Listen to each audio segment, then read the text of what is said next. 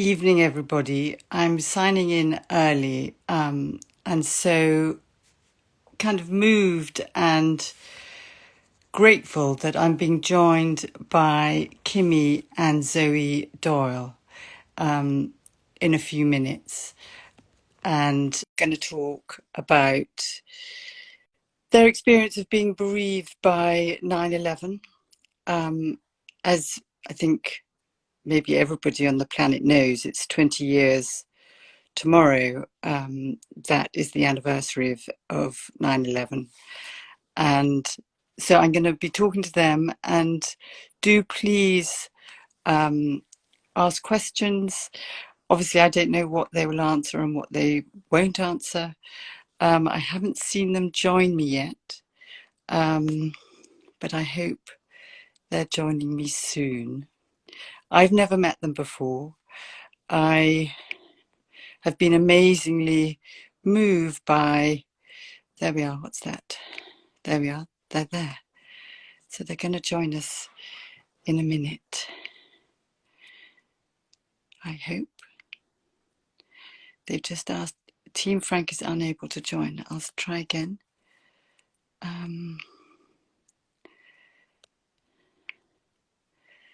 Let me try again. Team Frank, requests, send request.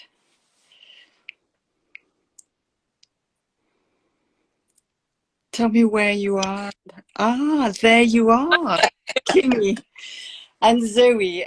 We've never met, and yet I kind of feel I know you from what I've read about you and the things that you've been doing in the decades. And I just feel so grateful at such a kind of tender, special time that you're giving us and my followers time to talk about something that is so kind of incredibly intimate and private, and yet the whole world kind of thinks about it. Thank you for inviting us. We're honored. I almost don't know where to start, but I mean, I don't know if you know, but I'm a psychotherapist, so I work with people who are grieving, and one of the things that I find with them is that often the days leading to an anniversary is kind of worse than the day itself. There's like this Jaws music, the kind of boom, boom, boom. And your experience may be very different. And I wondered, both of you, Zoe and Kimmy, and maybe your brother, Zoe Garrett, is listening too, is the 20th anniversary significant in particular? How do you find these anniversaries? I would say that all 20 of them have been really hard. Yeah. Horror of that day is just so embedded, in your memory, in your soul, that it's just really hard to be able to get through this day without it being extremely excruciating. So I would agree that the days up to it are not great. I feel anxiety. I don't sleep well. When I wake up in the middle of the night, I'll wake up at 2. I don't fall back to sleep. The anticipation of surviving tomorrow is actually quite intense. There's always a huge amount of relief for me after we go through the various stages of what happened that day. For me, knowing that the last time we spoke was at 9:22 a.m. and watching his building collapse at 9:59. So what's important for us tomorrow is we stay connected to the 9/11 museum, to the memorial. What's very healing is every year has been to hear his name read out loud to the world. So Oh, do it privately from our home, just to hear someone at the podium say Frank Joseph Doyle, for us, so important. It's a big, big part of our life, and we like to we go through this alone. So the last couple of years, my children have been at university in North Carolina, so he'll be able to explain. And usually what I do after I hear his name, I jump in my car, I drive an hour north to where he was buried, where he was laid to rest, and go and spend some time at the grave. And that's what we're going to do tomorrow. But it's very, very personal, just our family. Tomorrow at the grave site will be my Aunt Pam from Calgary, who's like my best friend. Zoe is with me for this anniversary. My brother's driving up from Boston tomorrow, and wow. he'll Zoe's boyfriend is with us from South Africa, so it'll be his first time experiencing 9/11 with us. And unfortunately, Garrett's going to spend the anniversary in North Carolina very much on his own. He's been struggling with the 20th anniversary. And he Yes, said, I think sure. I can't come up and, because we're having a big fundraiser on Sunday to raise. Frank, yeah. So the combination of going through the anniversary and sharing the excruciating details, and then Sunday we have to smile and, you know, try to convince everyone that we're okay. So it's going to be a difficult weekend, but also very healing to be surrounded by so much support and love and positivity. And yeah, I can hear both the difficulty, like the memories sound like they're like live videos that are stuck in your kind of psyche, in your soul and your heart, that kind of are played maybe many times through the year, but maybe it sounds like particularly intensely around the anniversary. And yet coming together really helps. And hearing, I mean, the thing that I'm really aware of is how alive Frank is in your memory. You know, that the continuing bonds, the way that when someone dies, the love for them never dies. And you have found myriad ways of continuing to love him. And Zoe, I don't know how you feel coming up to the anniversary. What's going on for you? It's lovely to see you with your mum together. I feel for Garrett. I really feel for Garrett struggling, because he was what, 15 months, wasn't he? He was, you know, such a little baby. And you were 3, weren't you? Almost 3, 2 years and 9 months. They're only 18 months apart. Right, gosh. Yeah. So how are you doing it? It's always a difficult day because I was so young and don't remember the days leading up to it. I think it's much harder for her because she remembers where she was, what she was doing, and then the morning of. I always find it difficult, but it'll be nice this year to be home, to be with her For us to be finally. together. Yeah. Be together. Yes. And I mean, I don't know if this is sort of pushing too hard. So do you go minute by minute? So do you go through what you were doing at 8:20, 8:25? Can you tell us what you go through? So those of us who haven't had this experience can begin to have some empathy and understand living with for the last 20 years. Of our life together. So I'll remember, like, on 9/11, I was in my vehicle and I was measuring distances to do a duathlon. Frank Wow. and I were supposed to fly up with the children, and on September 15th, we were going to do an athletic event north of Montreal, which is a 3 kilometer run, a 30K bike, and another 3 kilometer. So I was in the car measuring the distances to see where I needed to bike. I wanted to see, where I had to go 15 kilometers, turn around, and come back. Frank had already done the practice duathlon on the Sunday at our gym and on the hills where we live, but I hadn't done mine yet. So now it's a Tuesday morning. I'm in my vehicle, beautiful day, and I hear on the radio that Just like any Tuesday. any Tuesday. The children are at home with Sandy, who is our cleaning lady.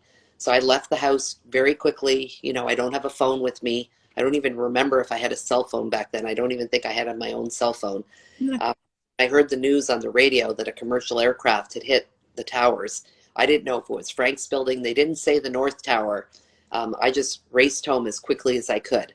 And I'll So always had that awful kind of heart rating. Oh, my heart is racing. It's pounding. I get to the house. Luckily, I wasn't far away. I was maybe 2 kilometers from my home. And I just remember trying to take the house key and put it in the door. And I'll never forget, like, I couldn't get the key in the door because my hand was so hard.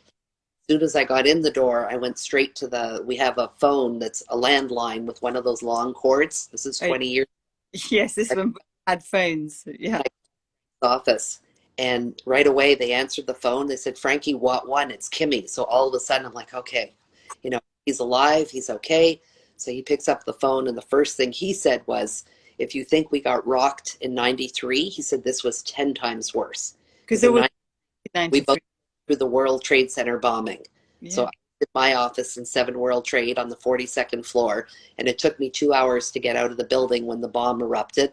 Frank was trapped up in his building. They tried to come down, but the smoke was so thick in the stairwell that they were choking and it was really difficult. So they were instructed to go back up and wait for the firefighters. So he Oh, came home many hours later than me. He was covered in soot.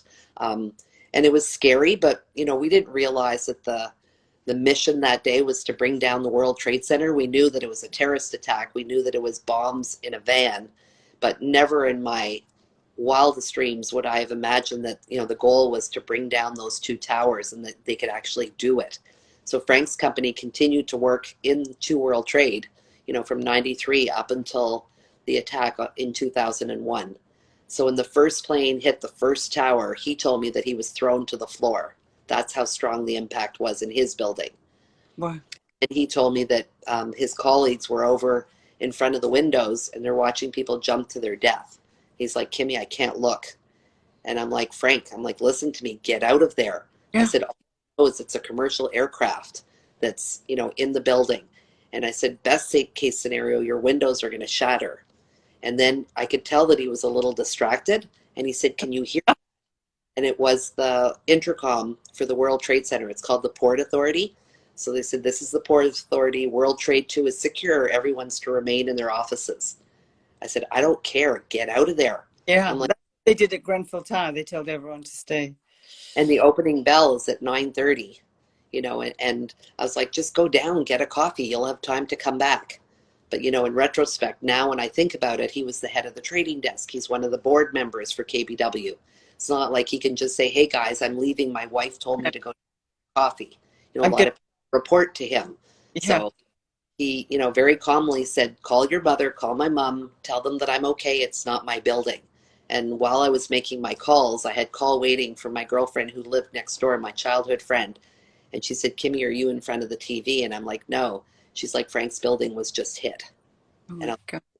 so as I was talking to my mother, I hang up, I speak to my girlfriend Anna, and I grab Zoe in my arms, and we were, glued in front of the television.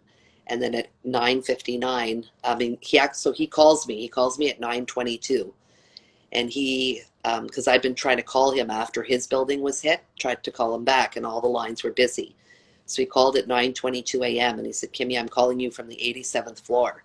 And he wasn't on his cell phone. It was a landline that he found that was working. And he said, you need to listen carefully. He says, I've been up to the rooftop and the rooftop doors are locked. We can't get out. He says, we're trapped on the 87th floor and there's a lot of us here and it's getting difficult to breathe. And I could hear people coughing. I could hear shuffling, commotion. And I heard breaking of glass, which I just assumed that it was for a fire extinguisher. I don't know what it was. And he says, I know you know this, sweetie, but I love you, and I love Zoe, and I love Garrett, and you need to promise me you tell them every day for the rest of their life how much their papa loves them. He says, but right now I need your help.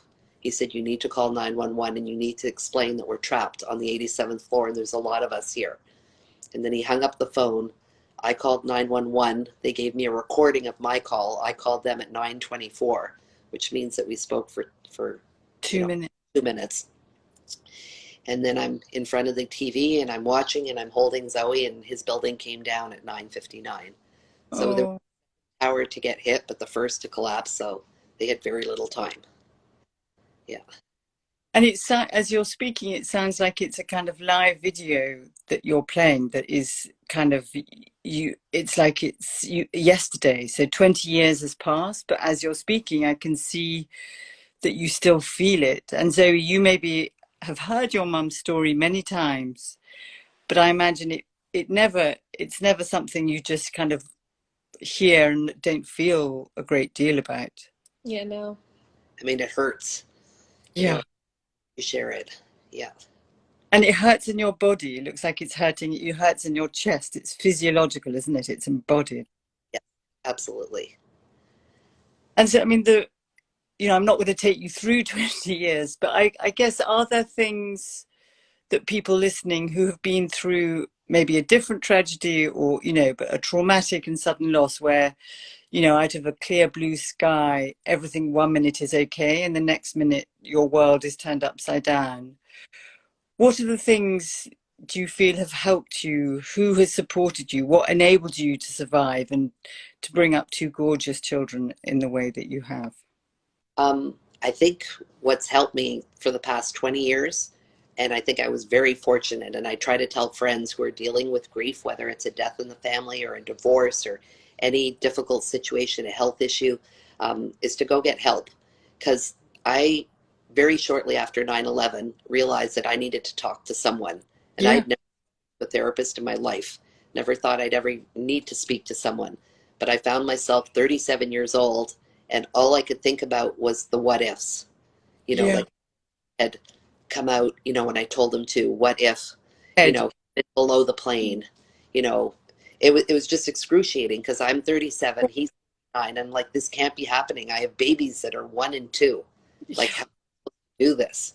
Um, Mixed so nation. we Not started doing, the deal. we started attending sessions in Montreal with these two grief therapists who worked together, and one of them basically took me, on my own, and the other one worked with Zoe and Garrett. So they were doing a lot of manipulative play. One of the things I remember them doing was working with dead insects and putting them in water and showing them that when you're dead, you're dead. You can't come back under any circumstance. And I remember, The yeah. session, they kind of explained, they were playing in sand, they were manipulating tools, had punching bags. It was just, they were basically being well taken care of and being able to express themselves. And in my session, the two things that I remember was, the first thing she said to me is, a happy mummy makes happy children. She said Yes. the important thing you can do is to find happiness in yourself, because that's what's going to make your children thrive. Your children don't know what happened. There's so little. Yeah. And they said, you need to pick 2 days a year to honor Frank, and the other 363 days, we need you to live in the present. So I ended up leaving the sessions and talking to my brother, who I'm very close with, who is extremely close to my husband. He lived with us during many summers during university. And we decided that Frank needed a sports team. He was super athletic. What Frank was about was being healthy, eating healthy, the outdoors, hiking, being active. And so we thought, you know what? 2 days, Yeah. pick 2 days a year to honor him. And Zoe and Garrett are going to be surrounded by family and friends who love Frank. And, twice a year they can tell Zoe and Garrett stories about their daddy, and how Frank pushed them to better themselves and to try harder. And everyone always told me that Frank was the friend who kind of raised the bar, who said, you're doing this, you're doing great, but why don't you try like a little bit harder? So these stories kept coming out, meeting with these friends. So we picked 2 days every year on Mother's Day, which is kind of interesting that it's Mother's Day, is the race that we did in New Jersey. So it's the town next to where we were living, and it's a 5K race and a 10K. So Team Frank would gather mostly Canadians with some Americans, and we would meet in New Jersey every year for Mother's Day. We'd get together for 4 days, stay in the same hotel. We have all of our meals together, and we would always visit the 9/11 museum and go pay our respects on the Friday and then do our race on Sunday. So that became a tradition, and we did it from 2002 until COVID started. And then the border closed with the United States. So we've now missed this race twice. They did it virtually, and obviously we weren't able to participate. And then 3 weeks before Frank died, there was a triathlon that he competed in. It was called the Senegath Triathlon. So from 2002 until I believe 2016, Team Frank gathered on that weekend 3 weeks before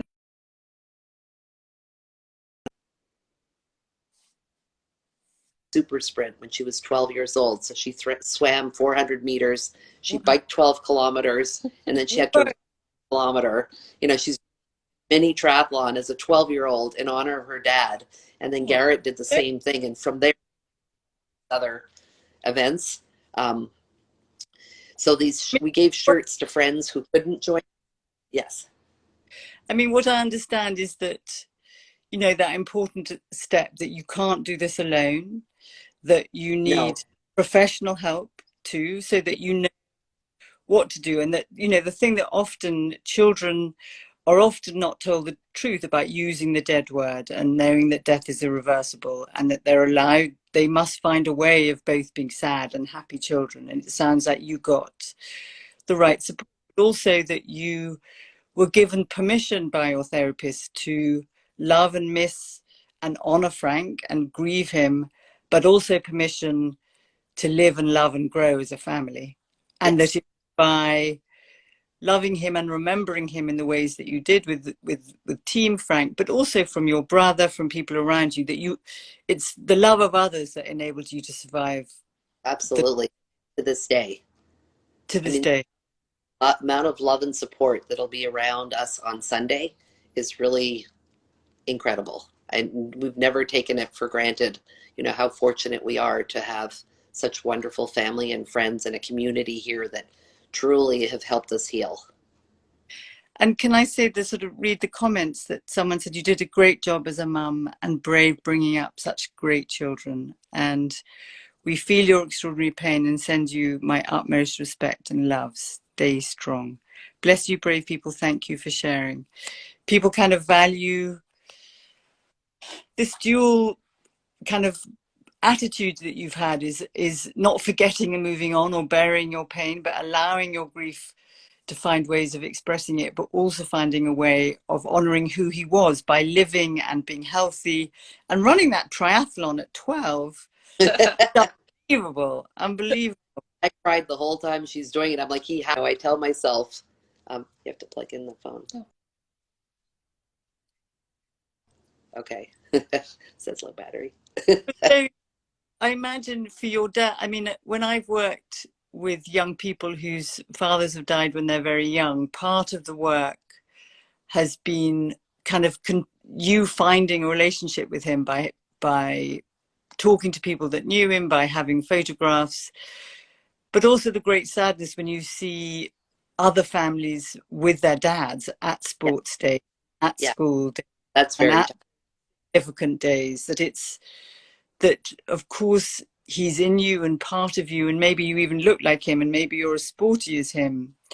But there is that kind of piercing when you see a mum and dad together with their kids that I imagine just gets you all the time, whatever age you are. For me, it was particularly intense because they both played ice hockey, and no father in Montreal would not go to their child's hockey game. So I'm like the mom, in the stands with every dad, every child.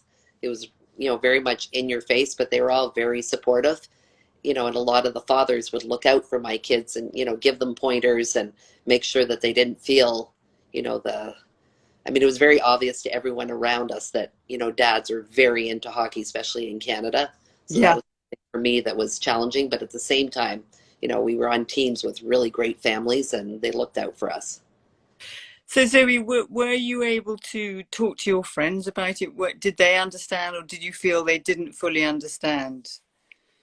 Well, I think growing up in Canada, and if I'm not wrong, I think we're the only family in the province of Quebec that's been directly affected by 9/11.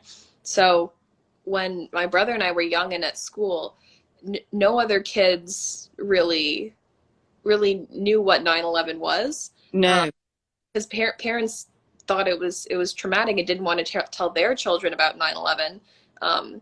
And some were So they even, protected them from it, as it were. but Garrett and I would speak about it. Um, and up until a certain age, kids were just confused because no one understood what it meant. And even throughout high school, being in Canada, like we don't learn about it in school, so we were very sheltered from like the greater implications of 9/11. But we both went to university in the U.S., and I think that's when the full reality of it hit me, at least. And what can you say a bit more what that full reality hitting you, what that looks like? What does that mean? Well, I studied international relations, and just like I've taken courses about terrorism and world order, peace and conflict, and just like the significance of 9/11. So it's It, really shaped your academic life as well, yeah, for studying it. yeah. Uh, And so Are you connected with other bereaved children? And Kimmy, are you connected with the other bereaved families from 9/11? Often people think you are a kind of, there's a membership group, but sometimes it's not so simple. Like, how do you connect with them and find your way with them? Does that help you? I have several girlfriends in the United States who are in the same situation as us. And I can see that having raised Zoe and Garrett in Canada was kind of a different experience. I've found comfort in Canada just being around other widows and widowers. So Yeah. often someone, loses a spouse, I'll get a phone call and they'll say, Kimmy, can you help, so and so? He just lost his wife, or can you help, Yeah, this? you're like, Like, for lack of, I don't want to try to be funny about it, but I almost felt like I became a widow expert yeah, without ever wanting to, have this it was role. sorry, this was But not. the comfort of, being able to help others when you've been through, this dark part of your life and trying to raise children. And I've always told friends of mine who were dealing with tragedy to be as honest as possible. Yes, I mean, I was told from a young age for Zoe and Garrett, like, they need to know that their dad was taken out by bad guys. These yeah, bad guys were not looking for Frank Doyle on 9/11. It was part of a bigger picture, so we had to explain. But I mean, when Garrett was in elementary school, he was doing watercolor paintings of the World Trade Center on fire. And he was in his poem, he's quoted, he mentioned Osama bin Laden. But this was our reality. We were getting help. We were letting the kids express themselves. Um, I think part of me felt like them being sheltered from 9/11 was maybe a good thing, but at the same time, I think maybe they would have been able to express themselves more with other kids had we stayed in the United States. There's no right answer. there's no right. Like, I felt like our life was healthier up here and really focused on, our travel, our family, our sports, dedicating our life to Frank.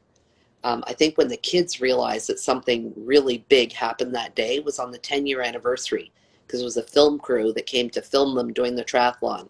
There was Zoe, 12 years old, doing her Well, first sprint triathlon, and one of the lead reporters for Canada is filming her, and she's like, "Why does Canada care about what we're doing?" yeah. Like, And do you want to talk about, you um, know, are you there? Can I hear you? Do you want to talk about, Yeah. um, you found love again? You fell in love again. You managed to kind of, I don't know if I recommend this. um, 4.5 years after Frank died, I fell in love with another Frank. In French, his name is Francois, but in English, it's Frank. So everybody called him Frank. And that he is, was he was he was our doorman. So he was the one who would take half a meter of snow off of our car so that I could drive the children to school. So we became, a little family again. So it was, Garrett was 5 years old, Zoe was 6.5, and I fall in love with Francois Claude. So he was with us for 14 years. We traveled together. He was never Zoe and Garrett's father. He used to no, always, luckily you have good kids because I don't want to discipline them. They're not my own, but I haven't had to discipline them. Um, but but quite he tragic. must be a significant male figure in your life, so you know. I mean, So, Yeah, he always made it clear that he just wanted to be like an incredible friend to us. So he was a father figure in many ways, and for many years, because my brother and I would both play hockey and ski race, so she would have to take Garrett to everything, and he would be there for me every day. So it was incredible to have him. we'd go on trips and he would go do surf lessons with Zoe in Hawaii, and like he was constantly doing sports with them. He definitely fulfilled, a big part of our life, of which, you know, not having Frank was extremely helpful, um, and loved him dearly. But unfortunately, 2 years ago, almost, it'll be 2 years soon, he gets diagnosed with stage 4 colon cancer. So you oh, have this 44-year-old man, incredibly healthy, loving, funny, the greatest sense of humor, loves animals, loves our dog, had traveled with us to South Africa in 2014. We find out that he has stage 4 colon cancer, and he was gone God. 100 days later. Oh So my, in Canada, we have medical aid in dying. And so he requested to die on the 4th of February, and he died on Valentine's Day. So we were surrounded. There's 19 of us with him in his hospital room. He's in palliative care, and he picked his favorite song. I was lying in bed with him. Zoe was holding his legs. Oof. yeah, yeah. That's too much, isn't it? It's a very different, very different with him being able to say goodbye, but it's a short, tragically, completely out of similar to Frank, and that feels brutally cruel that you had that twice. I mean, The, the so only the only good thing is that Francois accepted. Like when he was given the diagnosis, he's like, that's okay. He says, this is my destiny. And he wasn't fighting it. He wasn't angry. And So when he left and he was so sick, it was comforting to know that he got to go and he got to go on his own terms and he got to die with some dignity. and He was able to talk and laugh and hug us and kiss us the day that he died. So that was comforting. I mean, it's a completely different death, whereas Frank was tragically taken from us. He kissed us goodbye at 6:30 in the morning and he just never came home. And for several weeks, it seemed like he had vanished. I yeah, mean, a completely different death. completely impossible to it must have been surreal and impossible to believe. Whereas with Francois, you were present and holding him and able to say goodbye, but still incredibly tragic.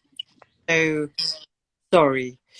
I want to talk to you more about it, but we've only got a few minutes. And so I'd love you to maybe say a few words about Africa so my followers, your followers can know other amazing things you're doing in We can do memory.